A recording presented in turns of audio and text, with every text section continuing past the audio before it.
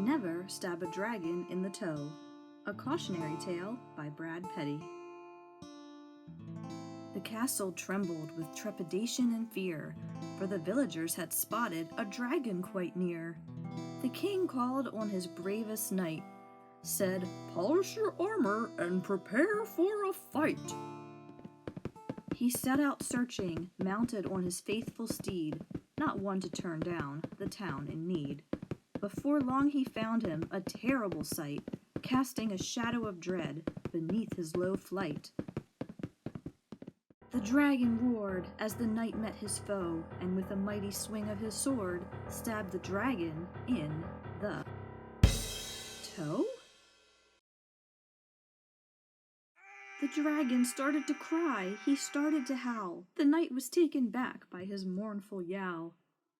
"My sword it did slip, my aim was not true. Please stop crying, tell me, what must I do?" "The sword must be pulled out, but it is not any puller I need. I require a doctor to perform such a deed." Now, the search for a doctor can be quite a big deal when the patient is the type who may make you a meal. To find a doctor so bold took a search most thorough. The knight had to travel to 2 cities, 3 towns, a vale, and a burrow. The sword was out, but the tears still flowed like rain.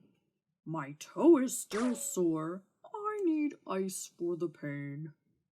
Now ice was rather rare in a time without freezers. It could only be found on the top of Mount Beezers.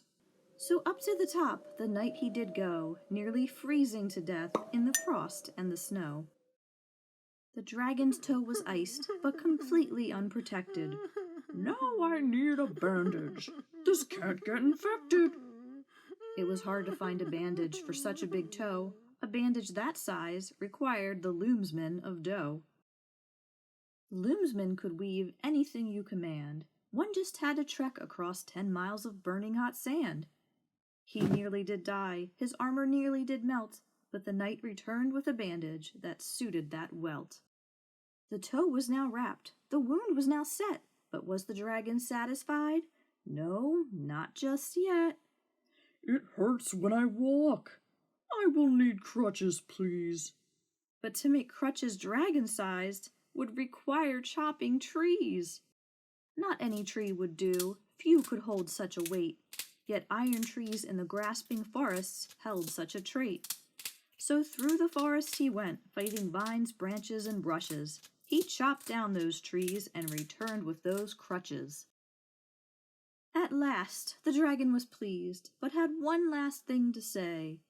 "In the future, be more careful in the way that you slay." Then the dragon got going to wherever a dragon does go, and set down his crutch right on the knight's toe.